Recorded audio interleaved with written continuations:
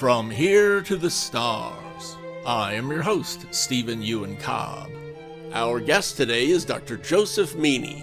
Dr. Meany has a PhD in chemistry, co-authored the book Graphene with Les Johnson, and recently became president of the Interstellar Research Group. First of all, congratulations on becoming president of the IRG. Yeah, I really appreciate that. It's been a long career with the IRG. Initially, I got started with the organization after Carol Johnson, the wife of TVIW co-founder Les Johnson, came up to me at DragonCon after I was giving, actually, funnily enough, a lecture on the use of nanotechnology in space at DragonCon. Carol and I had a great conversation, and she excitedly told me, she says, you've really got to meet my husband. He's really into space, and I think he'd love to hear a lot about what you have to say.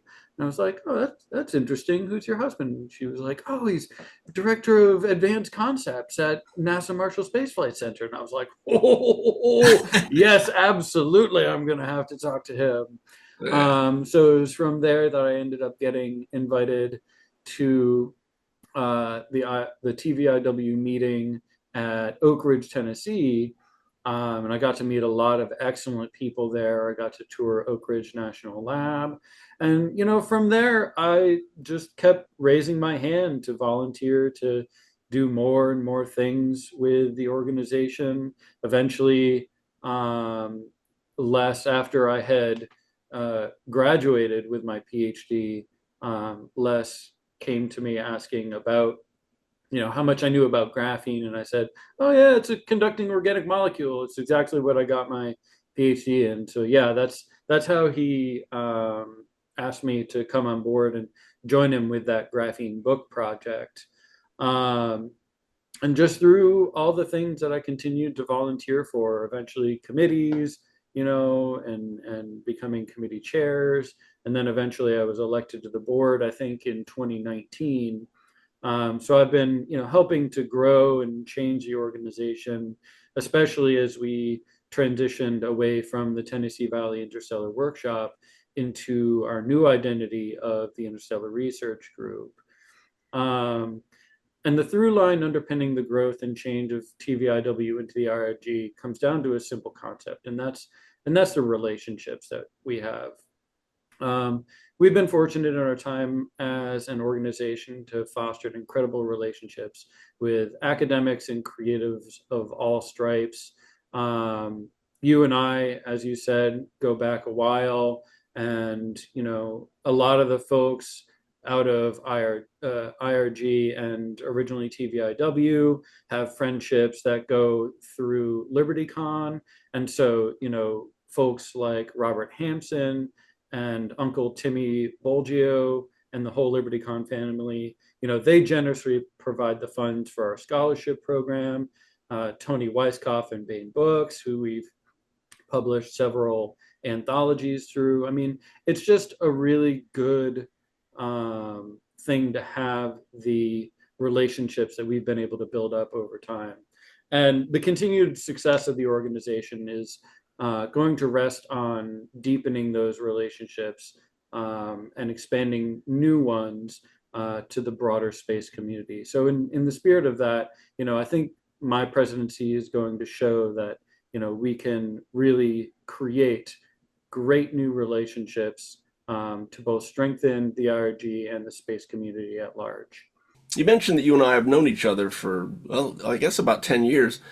So I know you have definite plans for the IRG. If you would talk about some of the plans, for the future, maybe the near future, I guess.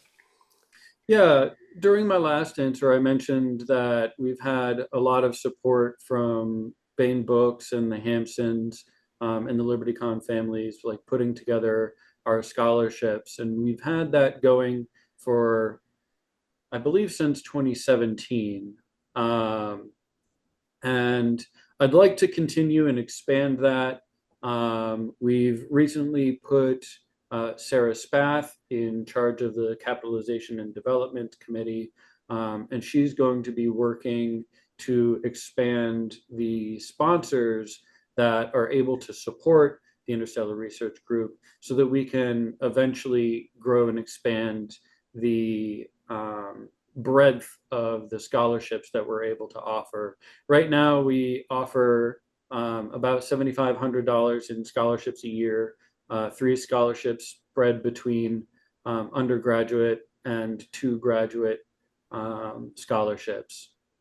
And then, I think we'd like to offer a few more of those every year, as well as improving the publicity that we have around that. Furthermore, we've had news of interest in holding a second European Interstellar Symposium. So in December of 2024, in coordination with the University of Luxembourg and the Luxembourg Space Agency, along with the friendship of Christophe Duplay, we held the first European Interstellar Symposium, which was a good success. And we're very excited that some folks have followed up with us afterwards to host a second one. So we're definitely going to be looking at those opportunities going forward and expanding the opportunities for interstellar symposia across the globe. And that's only going to be made possible by deepening relationships in those places that we would potentially host non-mainline symposia. Mm-hmm. Of course, we're going to have the 9th Interstellar Symposium, and I imagine you and I are going to talk about that in a few moments. But I also have to look forward to and plan for a nice big round number, the 10th Interstellar Symposium. So the board of directors and I are beginning our conversation surrounding where that's going to be held, who might potentially lead that effort in the local area, who might be, the local organizing chair, and what kind of offerings that we would have at, such a big anniversary Interstellar Symposium. It's actually kind of hard to believe that, in 2011, the folks sitting around their dinner tables at the Friday night dinner club talking about, the possibility of interstellar travel and what realistic steps might be taken, and forming a little ragtag group out of the Tennessee Valley in Tennessee State, becoming such an impactful organization for so many people. So expansion of scholarships and expansion of the Interstellar Symposia are 2. And then we have some other plans in the works to refine and expand our membership program, as well as revamp the newsletter offerings. We've been refining the way that we put out content like From Here to the Stars for our memberships. And so we're excited to include new extra information with that, as well as quick, friendly, weekly digests of some of the most important interstellar related science news. You mentioned symposia. You've long been active in organizing and the operation of IRG's symposia. What are the benefits of symposia for the goals of the IRG, as well as for the people who participate and for those who attend? It's really 3 questions all in one. Well, so the Interstellar Symposia started as a way to bring together groups of people that had odd but overlapping mutual interests. So the Interstellar Symposia, I mentioned earlier that it began out of this Friday night dinner club just outside of Oak Ridge, Tennessee. And the people that attended were engineers and designers and scientists by trade by day, but typically by night as well. They had fandom roots within the science fiction realm. So these were people that long grew up reading Isaac Asimov, Arthur C. Clarke, and others, and then also started writing science fiction stories of their own. Um, and so, because of that, the interstellar symposia kind of blend the aspects of a professional organization meeting, one that's convened to report on the topical science of the day, with the celebration aspects of science fiction conventions, people specifically getting together to celebrate the things that they love about science fiction and fantasy.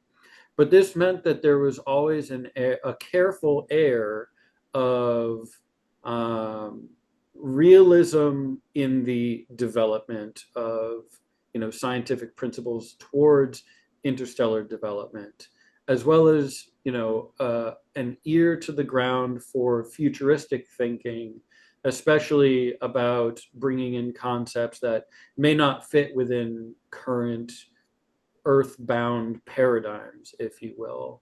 And so, one of the things that I like most about the Interstellar Symposia is, we can take the science that we understand right now and frame it within new, new societal frameworks, right? So, if we can think about ethical implications of different technologies that aren't necessarily going to be bound by current political realities.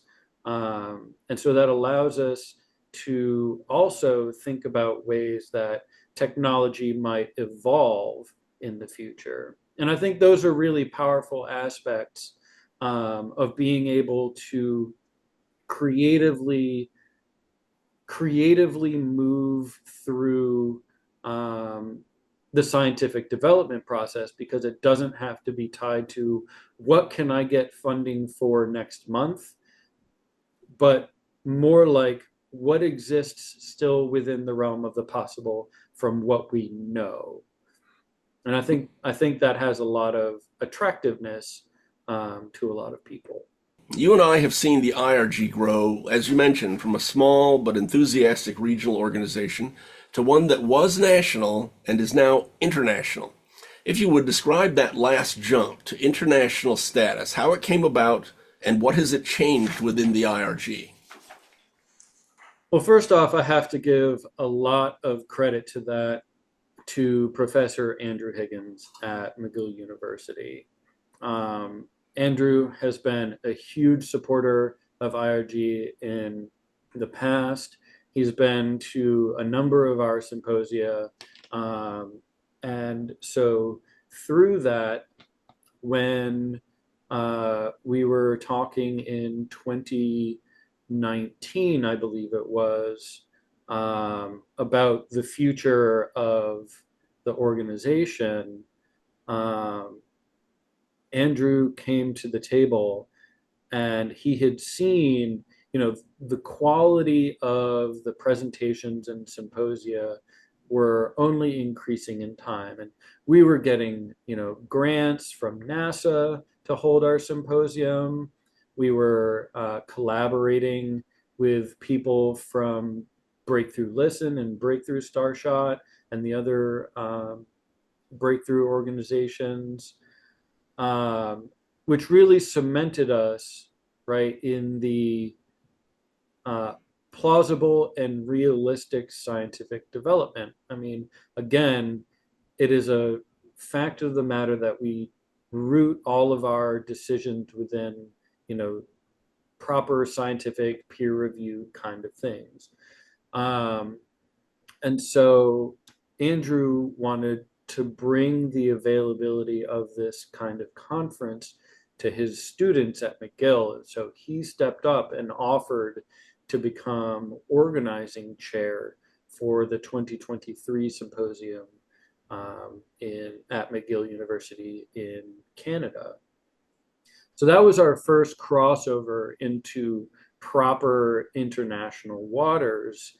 And while at the conference, a a fellow by the name of Christophe Duplay was in attendance. He came over from Luxembourg, liked what he saw, and said that he wanted to replicate what we had in conjunction with the University of Luxembourg and the Luxembourg Space Agency. So after the 2023 symposium, we got together with those other two organizations and penned an agreement to put on what is now known as the first European Interstellar Symposium. And we have friends at the organization I4IS as well that facilitated that relationship. And we definitely look forward to I4IS being a part and partner within the future symposia as well. For those who have never been to one of the IRG's symposia, describe what they would see and hear if they do someday attend. Well, I hope that anybody interested would go to YouTube and be able to look up the Interstellar Research Group YouTube channel, because one of the things that we do offer is all of the symposium talks are recorded, edited, and posted online for you to review at your leisure. We view that as a bit of a way to give back to the community. But one of the benefits of coming to the symposia and being there in person live is having the opportunity for the offline conversations that can help direct and change your career in new, interesting, and unexpected ways.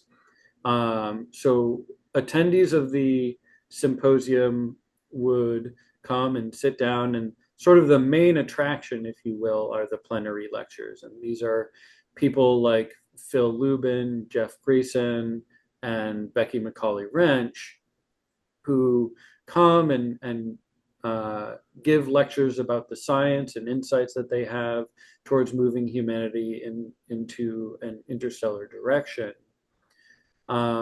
But on top of that, we offer many more things. There are oftentimes what are called working tracks, where we set aside time for people who want to deep dive in on a particular topical question and really try to move the ball on something together in a tight, collaborative, close-knit space.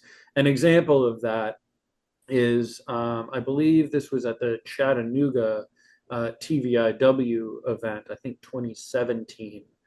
There was a working track that I was a part of, and we were trying to essentially devise a way of asteroid mining that would pre-sort the materials that would come out of a asteroid mining operation.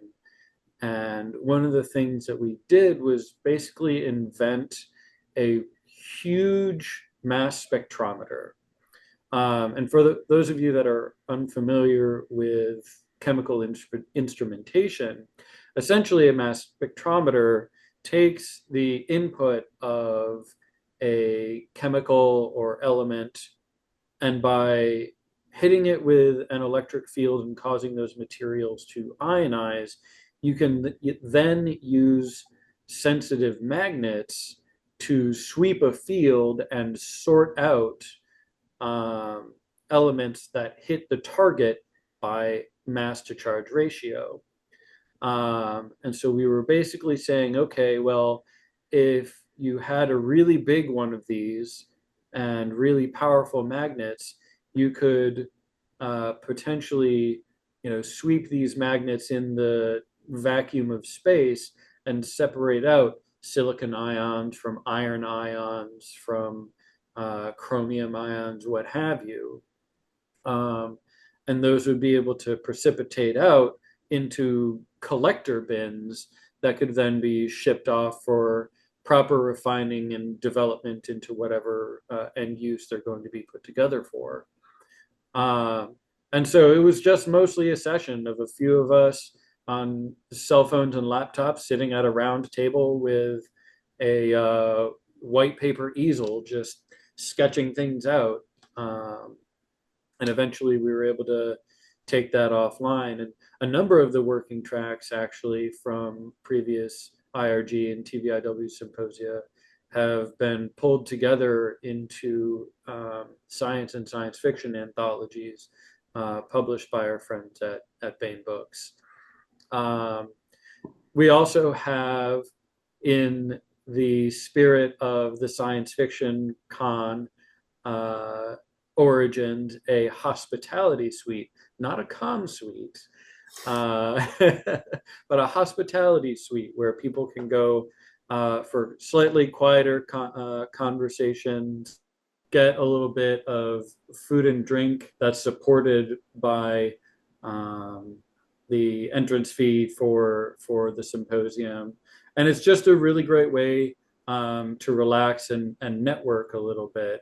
I remember at the 2023 symposium up in McGill, where we had one of the senior scientists that were there. I think it was Alan Jackson.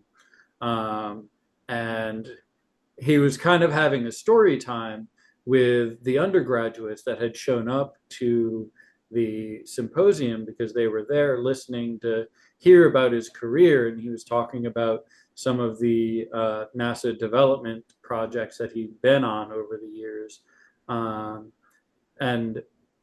Let's see, Colin Warren, I believe it was, and I had a really great conversation with Jeff Grayson at the 2021 symposium over in Tucson.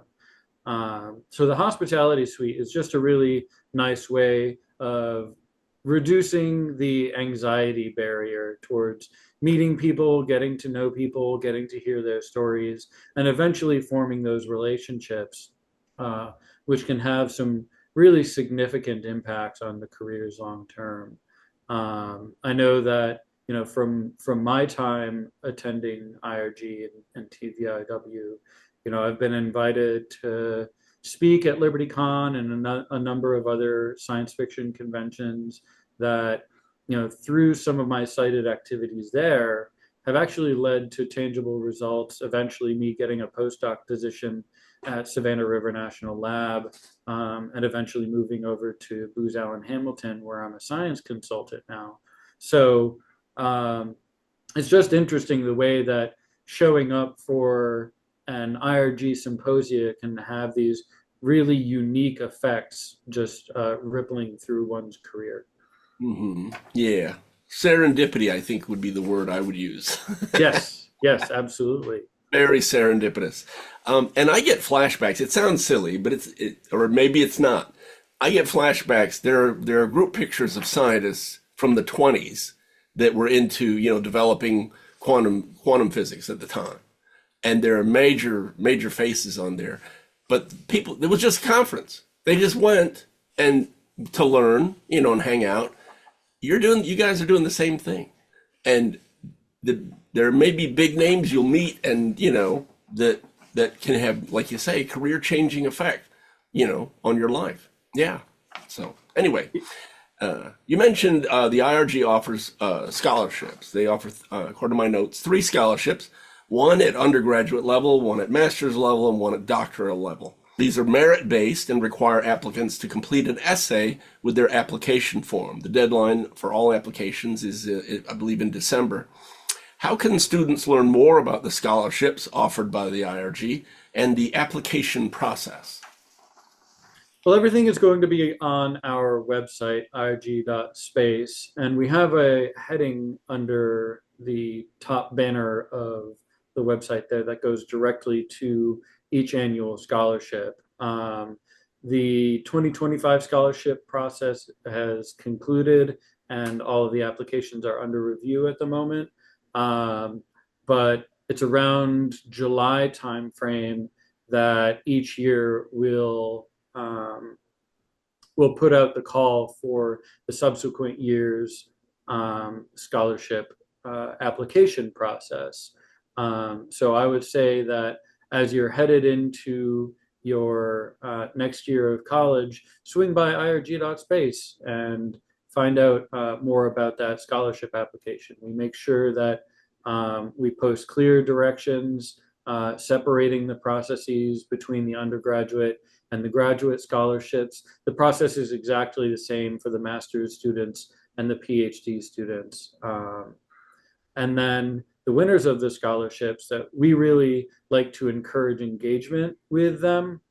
And so we'll actually invite winners for the scholarship each year to be on a special episode of this From Here to the Stars, so that we can get more insight into their knowledge and their interest in space and space development. Hmm. Yeah, I've interviewed many of them, and my hope is, at least my hope, it may help their career by being, get a little publicity, get their face out there, get their ideas out there. Could help them in their career. Yeah, Absolutely. yeah.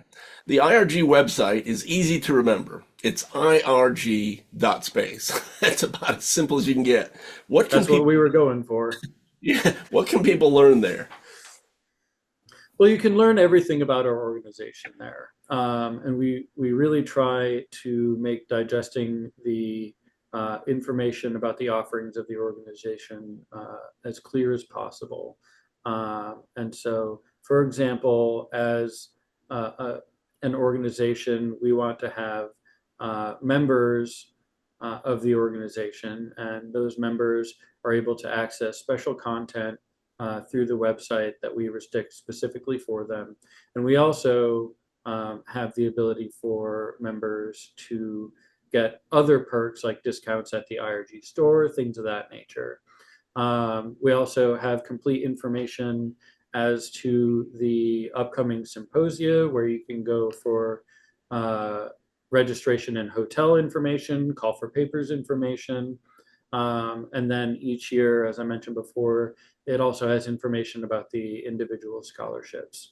One of the things that our former president of the IRG, Doug Loss, also comes through and posts daily interstellar updates, where he and his team are able to comb through the academic literature and highlight some of the interesting news articles that are coming out, specifically related to topics of interest to the interstellar community. These can be things from exoplanet discovery and SETI stuff. It can be computing, propulsion, astrobiology, what have you.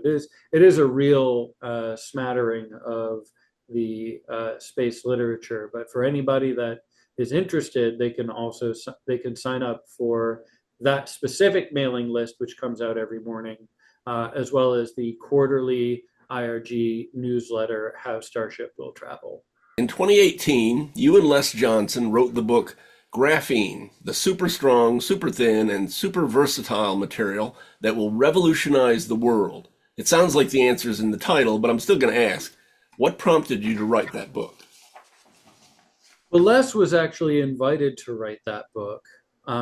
He had some connection through the previous science nonfiction books that he's written in the past to complete that project. But he didn't have any subject matter expertise in graphene specifically, so he needed to find a material scientist to collaborate with on that opportunity.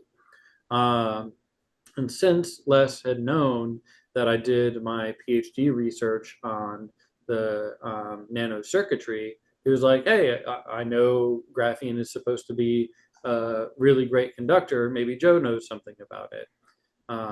And at the time, I was actually also practicing my science communication writing by having my blog, The Crimson Alchemist. So he also knew that I was doing some science nonfiction writing. So it all came together really nicely when he asked me of my interest in the project. And I said yes, enthusiastically, especially to be able to get to tell some of the more interesting stories about graphene. And so, yeah, while we go a little bit into the literature about describing what graphene is and why we think it's important. We also go into a bit of the science history and science economics that kind of touch on it. And we try to make sure to bring in other illustrative stories from around science as well to try to fill out as to graphene's niche within the science realm of materials. One example of that is the discovery of aluminum in the Hall-Héroult process.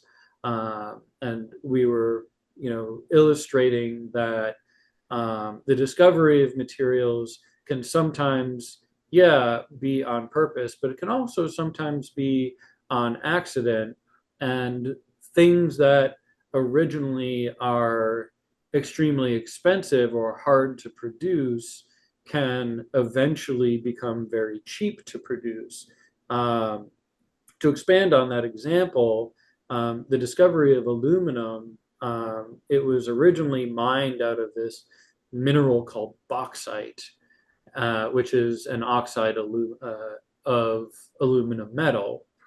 But it's really, really hard to strip aluminum metal out of this bauxite.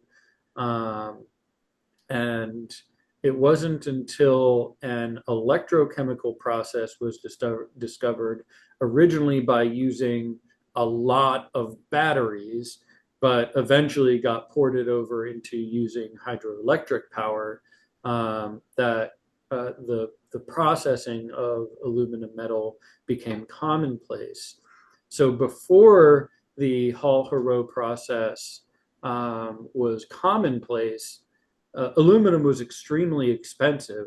In fact, the top of the obelisk of the Washington Monument is made out of aluminum. And Napoleon Bonaparte used to have aluminum dishware that he would save for his most exalted of guests, because aluminum was so rare that he just had to show it off. But now it's all over the place. I've got disposable aluminum cups in my cupboard, and aluminum cans are the most common thing for sodas and whatnot. So it's just really amazing how fortuitous discoveries can lead to the translation and adoption of new materials. And the same thing is entirely possible for graphene. So graphene originally came from graphite, which is just a mineral you can dig out of the ground. And, it's pretty commonplace to have in pencils, right? So it's what you write with. Graphite is the marking element in pencils. And graphite is just a long stack of planes of interlocked carbon, and a single isolated plane, a single plate of this carbon is called graphene. And graphene had been hypothesized as a material as far back as the 1950s, but it was really hard to separate these planes of graphene from one another. They had a really strong tendency to stick together.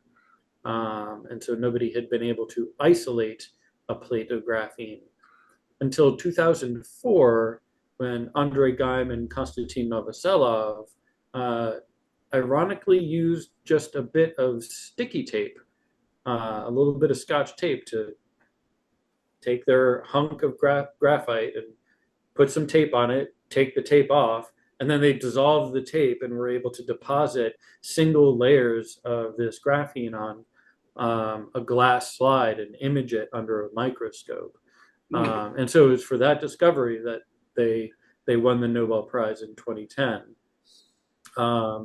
But graphene is starting to get involved into all sorts of different applications now. It's being added as a strengthening and lightweighting component for a number of different plastic composites. They found that it's actually a beneficial additive for high performance tires.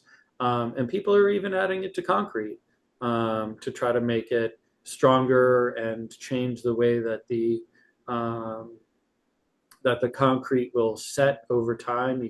You can change the way that the concrete will harden. And then there are people that are using very, very pristine graphene that is painstakingly made under very exacting high vacuum manufacturing methods for very delicate but very high performance electronics. You received your PhD in chemistry, in which you designed and synthesized single molecule nanocircuits. What are single molecule nanocircuits, and what can they do? Well, we'll start from the big aspects so that people can get sort of a tangible understanding. And a circuit you can think of just as a regular silicon board that you would find in a computer, a cell phone, any just about any electronic device these days. They're on the little green platters, and they've got the little copper traces and everything like that. Yeah, circuit board. Exactly, circuit boards. Mm-hmm. And so what I was doing was devising components to assemble themselves into circuits, but on a nanometer scale. And so for a bit of reference, a single human's hair is about 100 microns. So the circuits that I was developing with these molecules were about 100,000 times smaller than a human hair. Through the work that I did with my PhD, I ended up devising a molecule that was just 12 carbon atoms in size. And they sat in these two rings next to each other, connected by a single carbon-carbon bridging bond, right?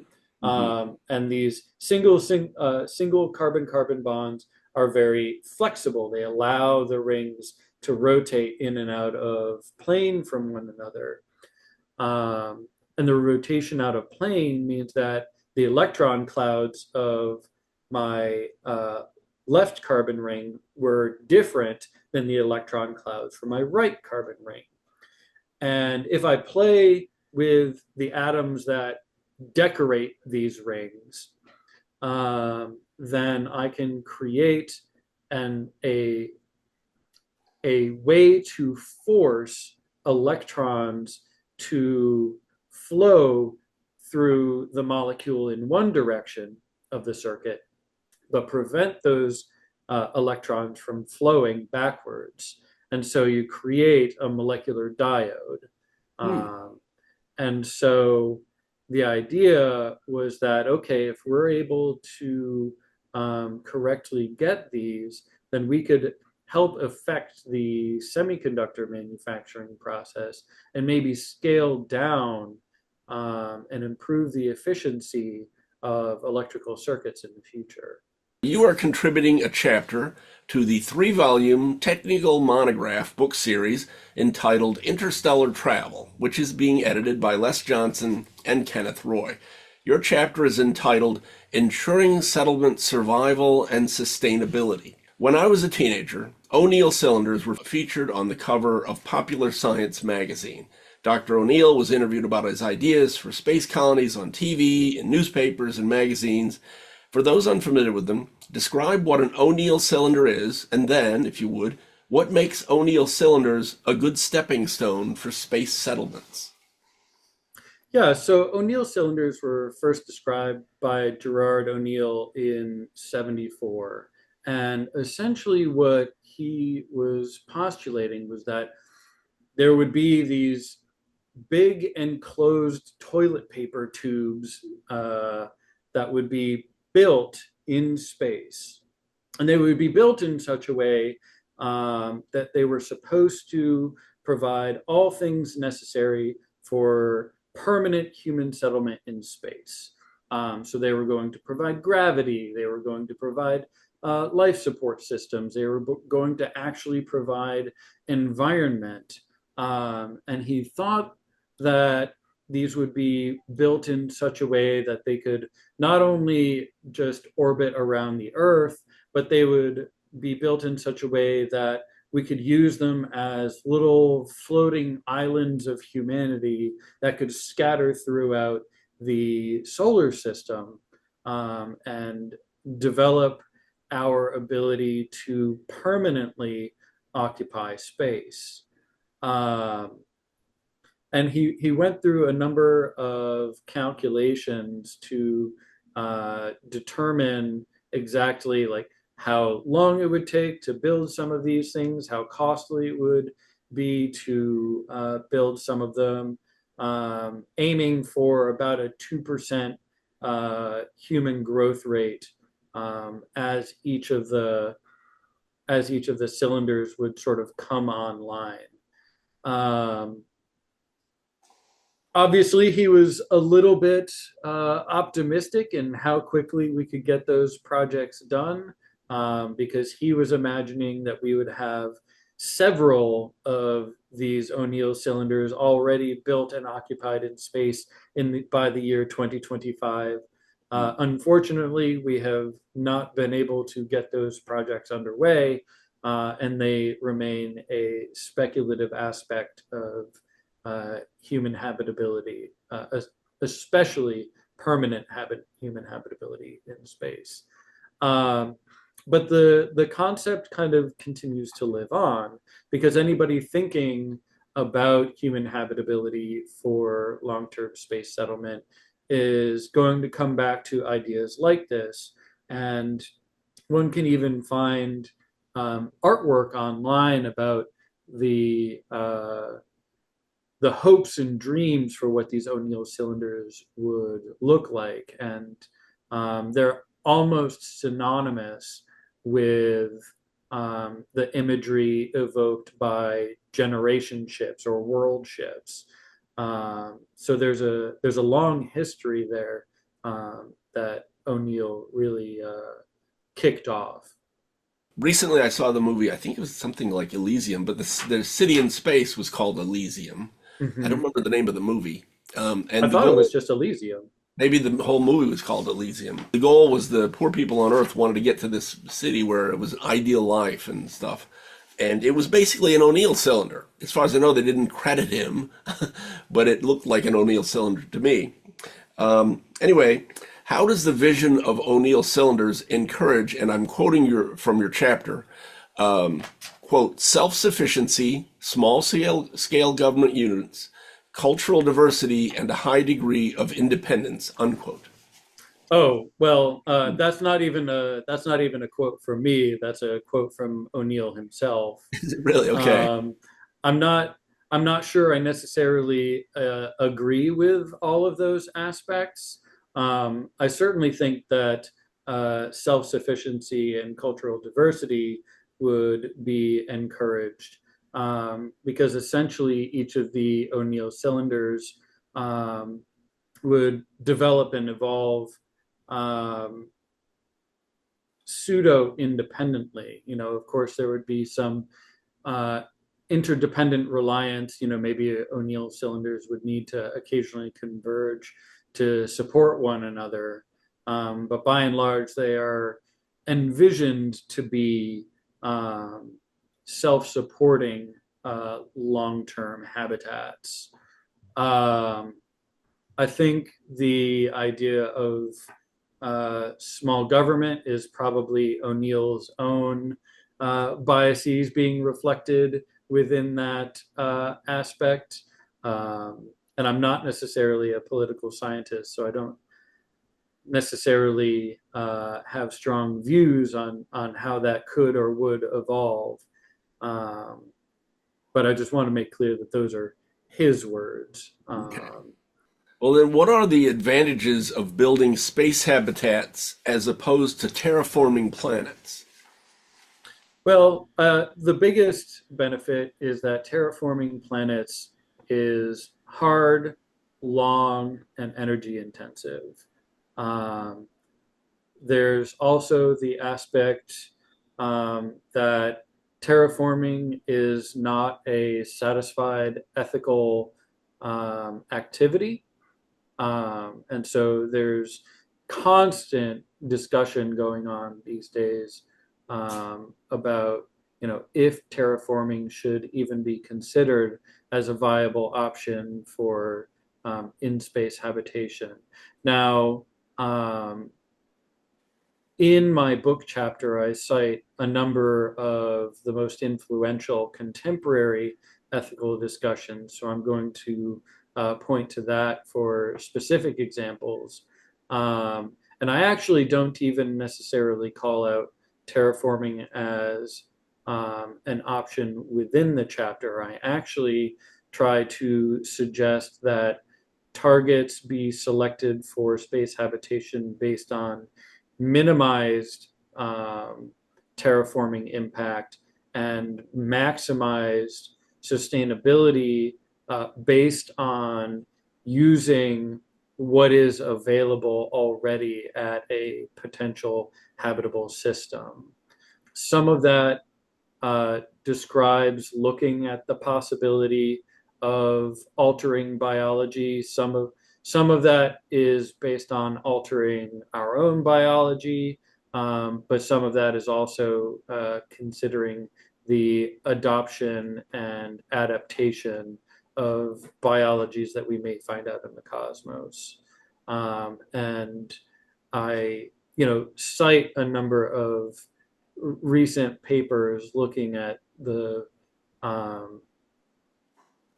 uses of synthetic biology and how people go about it here on Earth in a modern sense. What can we learn from the Biosphere 2 experiment regarding closed ecosystems? I loved the idea of Biosphere 2. I mean, I love the idea of it today. I was born around the time that Biosphere 2 was kicking off. So I only get to read about it post facto. But I even love that back in the 80s, we were trying to demonstrate what our current understanding of self-sustaining ecosystems might look like. And for those of you that aren't aware, the Biosphere 2 project was called that because Biosphere 1 is Earth. But the Biosphere 2 basically built an enclosed facility outside of Tucson, Arizona. And people were supposed to live for an extended period of time inside this closed habitat with air recyclers, waste recyclers, plants, animals, etc., to mimic a number of different interdependent ecosystems, to hopefully, demonstrate what a permanent off-Earth settlement might look like. Now, unfortunately, a number of practical realities came to bite us in the backside during that experiment, and ultimately it was shut down after a few years, I believe. It didn't last very long, but it was an audacious goal nonetheless, and in fact,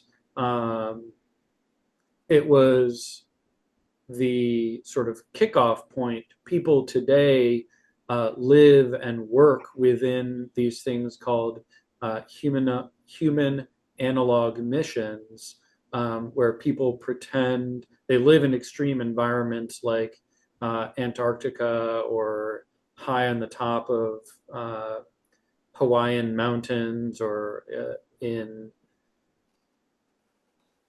Czechia and other places. And really what this is supposed to do is, put people in hard environments to find out how they would work together for extended periods of time in places that might mimic the way that they would live on say, for example, the surface of Mars. And so for when people do actual quote unquote spacewalks outside, they're not just like opening the door and going and walking around a Hawaiian mountaintop. That sounds like a really great time. But instead, they're actually having to don and doff real spacesuits, perform spacewalks outside, and collect sample missions or do what have you to find out where there are inefficiencies that need to be patched before attempting any kind of extended off-Earth mission. Why is a gradual, stepwise settlement approach better than one more rapid? So my argument for that is mostly centered around building an understanding of the habitat in which people are going to build their eventual settlement. And I sort of use the language in the chapter that going to Mars, going to some other solar system is not like the pilgrims and explorers of the 15th to 17th centuries, right? So it's not that they were just sailing on a boat and going to a new place and experiencing some hardships because they didn't know the local flora and fauna. That is certainly true, but it's exacerbated by the fact that not only do we not know the local flora and fauna, but we don't even know if we can breathe there, and we don't know what kind of resources we'll be able to find.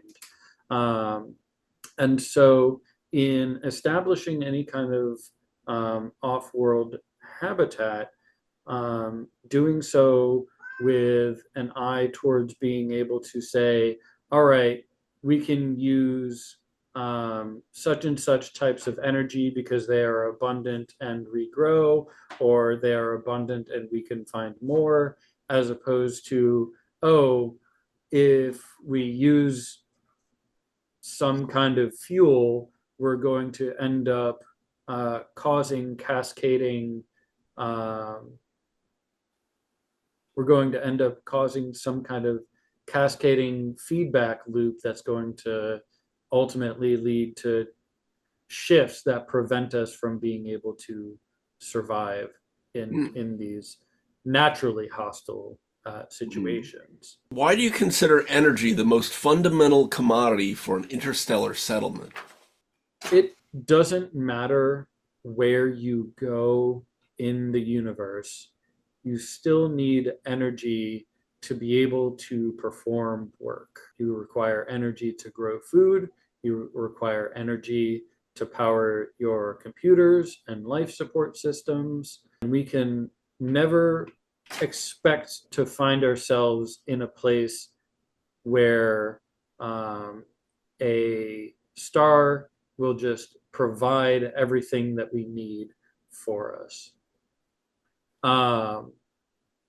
And so I make the argument in my chapter that, as we go out and move away from Earth, that traditional exchange means money won't really mean anything because it's not actually going to be supported by anything. So, I make the argument that currency loses value as the government that backed the currency recede into the rearview mirror of the spaceship.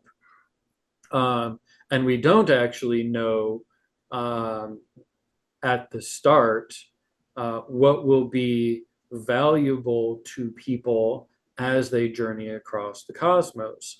Because for one particular mission, uranium may end up being in abundance, and they may be able to generate abundant fission-based energy systems. Or another mission might find a place that's rich in helium-3 and be able to generate lots of fusion products and energy. But there may be others that just find themselves around tiny, small brown dwarfs, and the only energy that they have available to them are light elements, carbon, nitrogen, hydrogen, oxygen. And there's no common way for those three missions to interact with one another on a common commodity, except energy that is produced by the individual situation that those three missions find themselves within.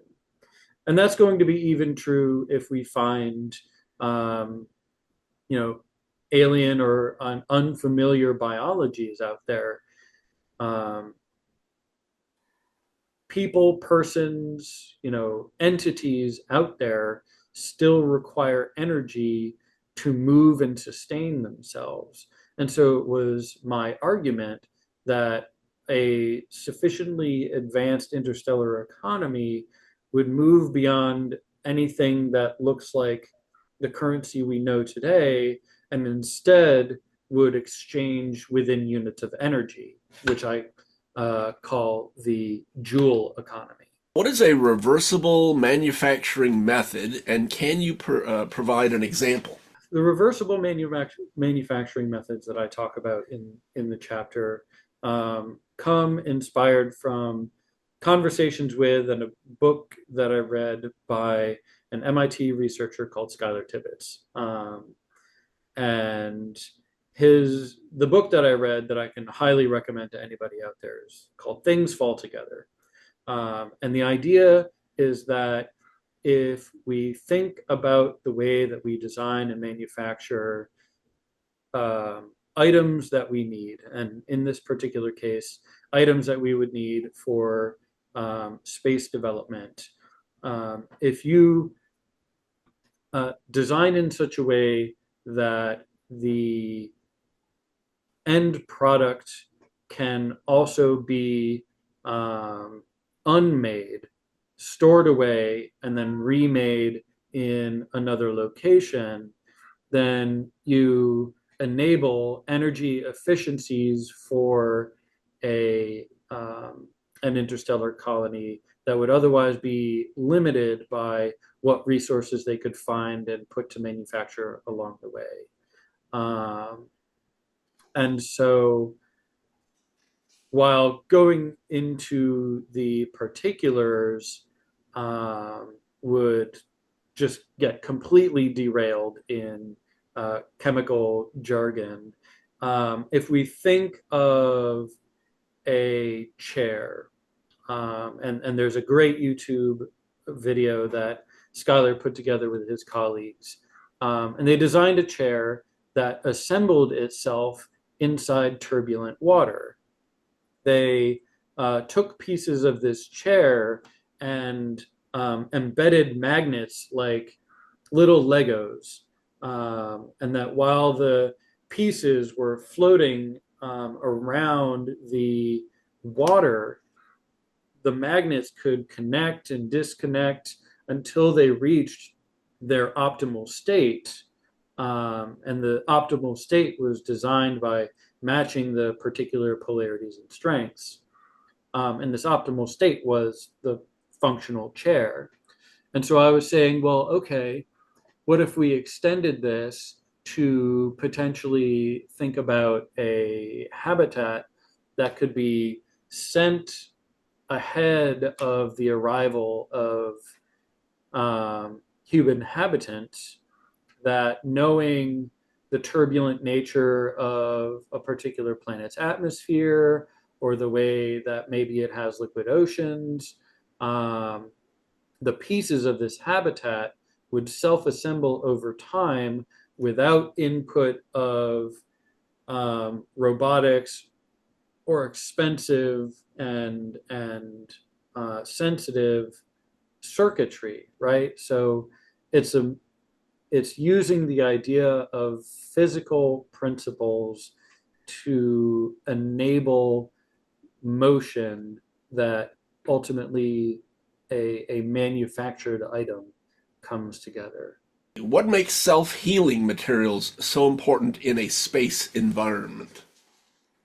Well, you can just look at astronaut spacesuits as a prime example of some place that space self-healing would be important, right? Damage and wear and tear is going to be um, a consistent and persistent problem for any long-term space mission. And so if you were able to have a spacesuit whose material design was such that on suffering a puncture or a rip, you would be able to hold the pieces together and they can heal.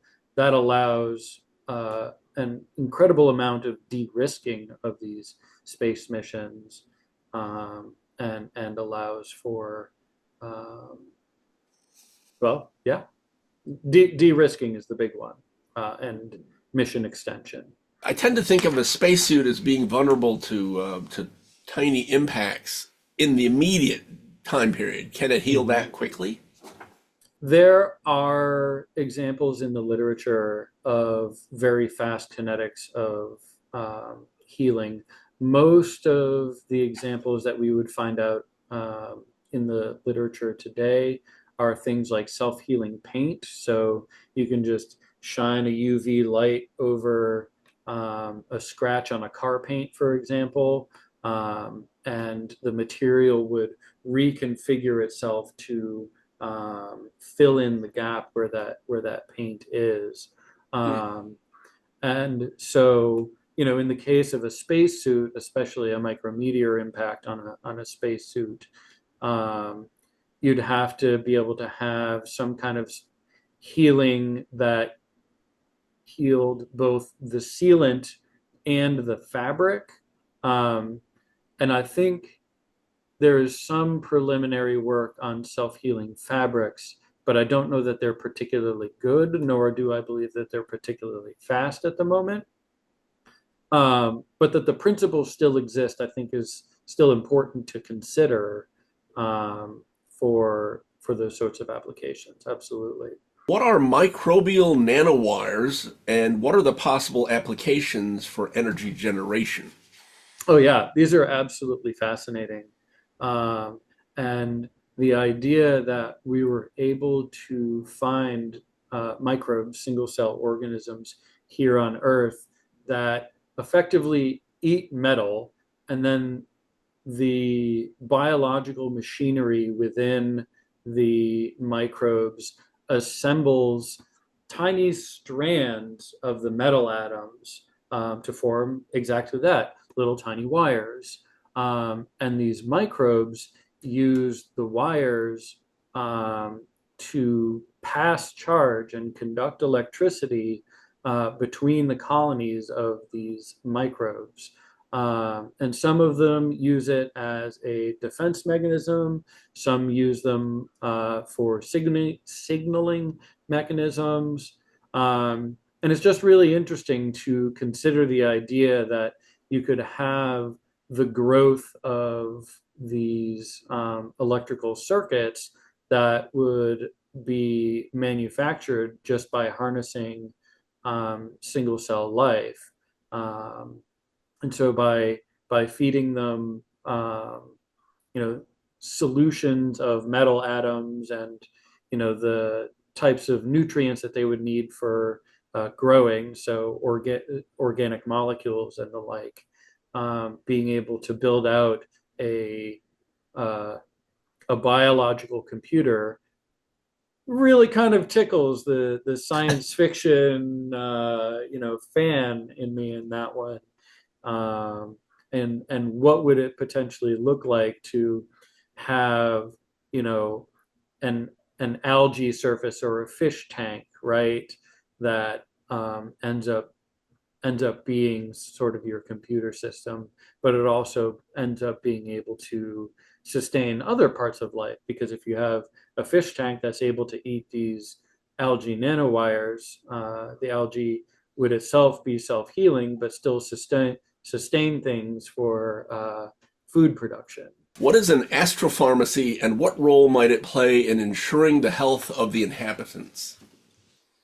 Yeah, absolutely. So this concept came as a result of the 2023 symposium up in Montreal. So the idea came from Lynn Rothschild, and she's actually got a NIAC grant around this. And the idea is that it's a way to manufacture small protein-based drugs in space through the synthesis by vats of a space-hardy spore-forming bacterium. Um, Kind of the idea is that instead of at the start of a mission, you are shipping a whole CVS with your shuttle, right? Because eventually your supply is going to run out. Those are necessarily limited. So instead of bringing the pharmacy with you, you bring the manufacturing methods to create your pharmacy, um, on the spot. So the idea, you want to be able to deal with any kind of disease or malady that happens on a mission. So, if somebody gets a cut, you're going to want to be able to produce some antimicrobials to prevent infection. Maybe over time, somebody that came aboard that was a little bit sick had a virus within them that over time mutated, and now is starting to cause problems with the inhabitants. You're going to want to be able to understand what that virus is and manufacture a vaccine for the virus. So I think it's a really interesting concept because being able to just take the fundamental building blocks of these small molecule drugs, which are mostly carbon, oxygen, nitrogen, hydrogen, um, you're able to create an entire library and stay flexible to whatever medicinal situation arises. So I think that's really important to keep in mind because being able to brew these things on demand isn't only good for creating some space beer. Yeah, yeah. Let's see. What are some novel methods that can be used to capture water in a space settlement? Well, water capture is really important in general, even here on Earth. But again, since we're going into situations where we're really only going to know about, what a potential settlement has for resources practically by the time that we get there. There's some remote characterization that can be done ahead of time, but true ground truthing, really, really happens when you're up close and personal. And one of those problems, especially for earthbound biologies, is the importance of water. And so some of the things that we're developing here on Earth nowadays are these kinds of extended crystals called metal organic frameworks that when water molecules touch the crystal structure, the water doesn't just bounce off, it'll actually weakly adsorb onto the structure. And then we are able to use a bit of energy, whether that energy is coming from like solar thermal heating or a little bit of electricity, so that we can recover that water specifically for drinking. You mean even moisture maybe in the air? Yeah, that's right. And so people are trying to test these out in very, very dry atmospheric environments, Hmm. places like the deserts, where, any water in the atmosphere will be good to capture and put to use. Okay. So it's a way here on Earth to improve water accessibility for people that might be in harder hit areas as climate change accelerates. And it'll definitely be a technology that sees use for off-Earth environments as well. The catch is that it has to, require an atmosphere that has water in it. So while it would be useful for someplace like Mars that has an atmosphere, it wouldn't be useful in someplace like the moon that doesn't have an atmosphere. What are some of the long-term challenges space settlements are likely to face, and what can be done to mitigate them? Well, energy is number one Mhm. because you need energy to keep you alive.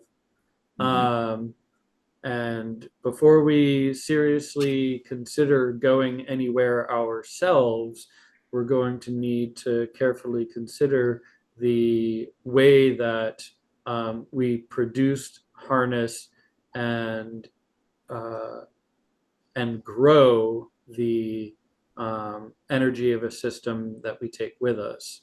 And so I sort of posit in the chapter that, hey, um, for any kind of mission of an extended period of time, we can't just rely on some really massive radiothermal isotope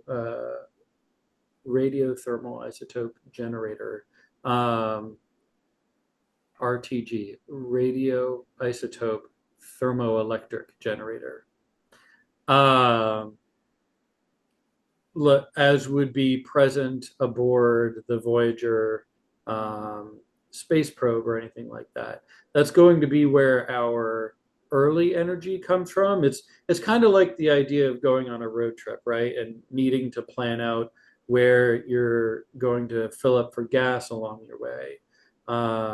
We're really lucky in the United States that we have a massive network of gas stations that make getting places pretty trivial. But I remember hearing a story recently about the first trans-country road trip that started in California and went all the way to New York. And basically, the person that undertook this quest started out, of course, with their tank of gas from California, and they brought what they could carry with them, but that didn't get them very far. Um, and so their trek across the country was actually in making deals and begging and bartering with farmers who had early fossil powered farm equipment to just chug along. And we're going to face similar issues going out into the cosmos because we can't take the sun with us, and we can only carry a certain amount of fusible or fissile material with us. And realistically, getting out there is going, the way that we'll be able to get to the cosmos is finding that next gas station. And we don't even have a very good idea of the distribution of fissile or fusile materials in the cosmos.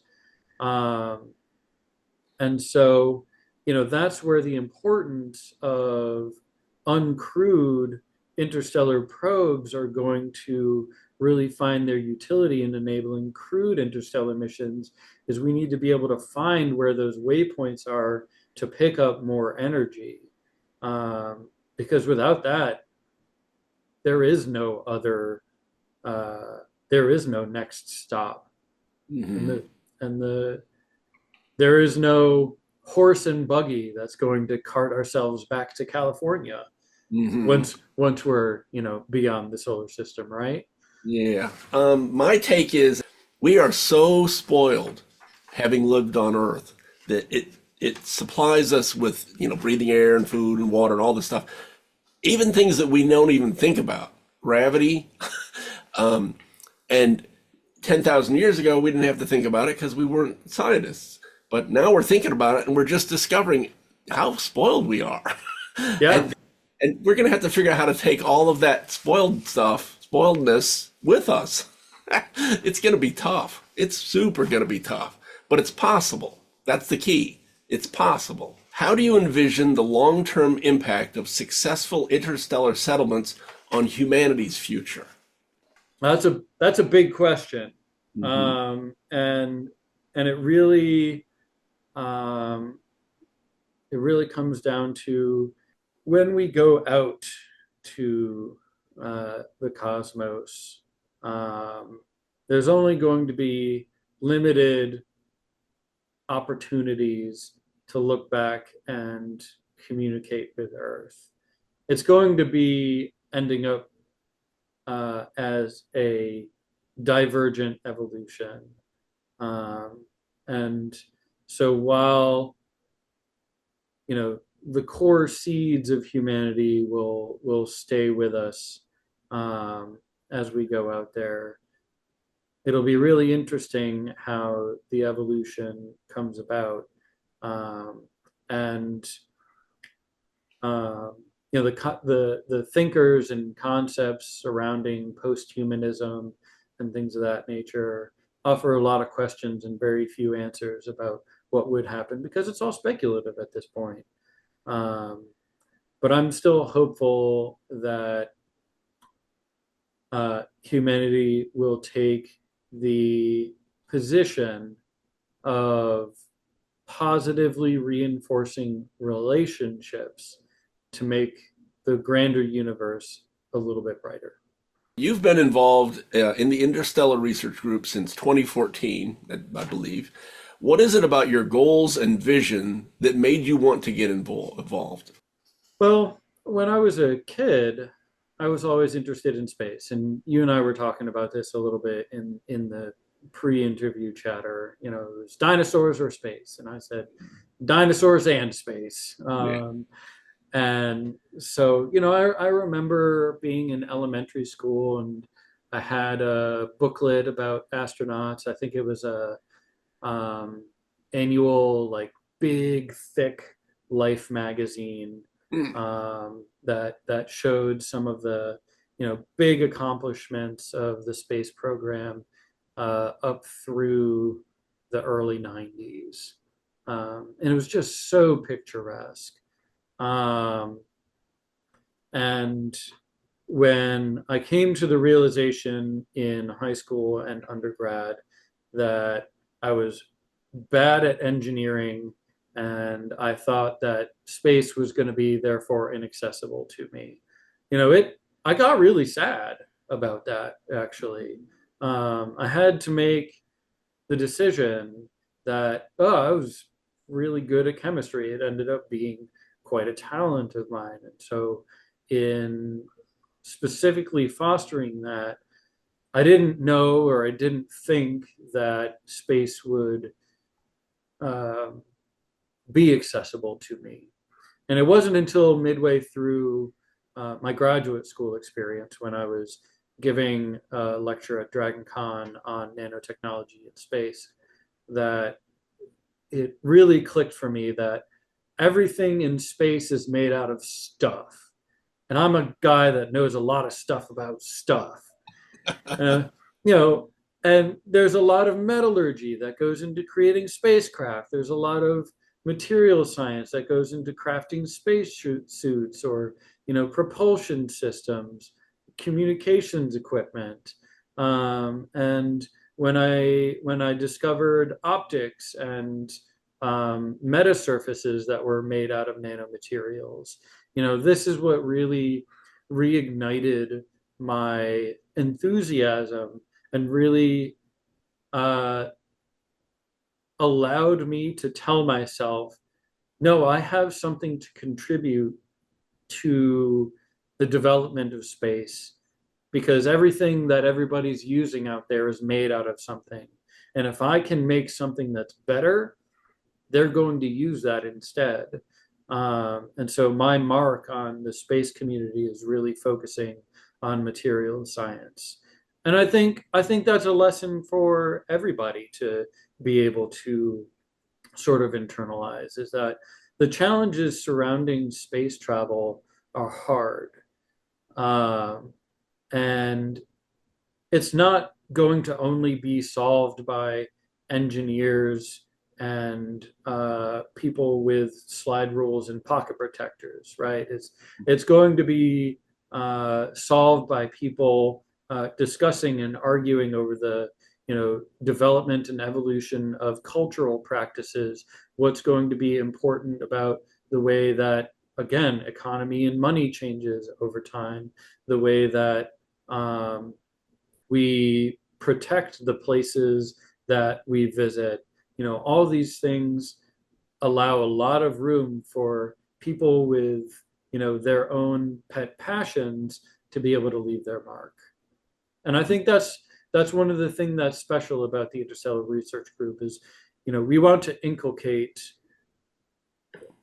people to use their passions and interests for these big problems. Okay. Well, thank you, Doctor, for taking the time for the interview. It was great stuff. I appreciate it. Thank you very much.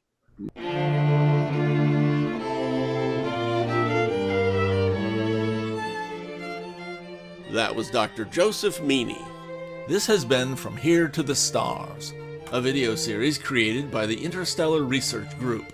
The IRG is a non-profit organization dedicated to thoroughly exploring the science and engineering that can eventually open up the reality of interstellar travel. Join us October 12 to 15, 2025 in Austin, Texas for the Interstellar Research Group's 9th Interstellar Symposium. Learn more at irg.space. I have been your host, Stephen Ewan Cobb. If you enjoyed this video, please hit the like button, and you can subscribe to our channel for other such videos. On behalf of all of us here at the Interstellar Research Group, I thank you.